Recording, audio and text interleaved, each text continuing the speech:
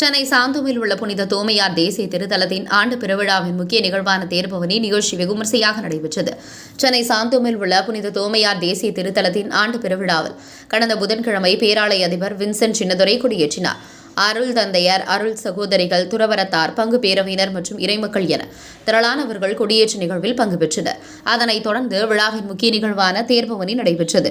சென்னை ராஜா அண்ணாமலைபுரத்தில் உள்ள தூய நற்றுணை அன்னை ஆலயத்திலிருந்து சாந்தோம் நெடுஞ்சாலை வழியாக புனித தோமையார் தேசிய திருத்தலத்திற்கு தேர்பவனி வந்தடைந்தது. ஏராளமானோர் இந்த நிகழ்ச்சியில் கலந்து கொண்டனர். அதனைத் தொடர்ந்து சென்னை மயிலை உயர்மறை மாவட்ட பேராயர் ஜார்ஜ் அந்தோணிசாமி தலைமையில் சிறப்பு கூட்டு திருப்பலி மற்றும் குடியிறக்க நிகழ்வுகள் நடைபெற்றது. எல்லாம் வல்ல இறைவன், தந்தை, மகன் நம் ஒவ்வொருவரையும் நிறைவாக ஆசீர்வதித்து தொடர்ந்து பாதுகாத்து வழிநடத்துவாராக.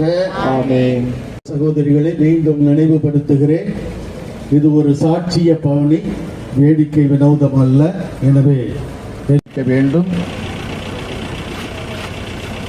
நாம் கட்டுப்பாடு வழியிலே எப்படி நமக்காக இறைவாச விதையை ஊன்றி சென்றாரோ, நாம் பெற்றுக்கொண்ட அந்த விசுவாசத்தை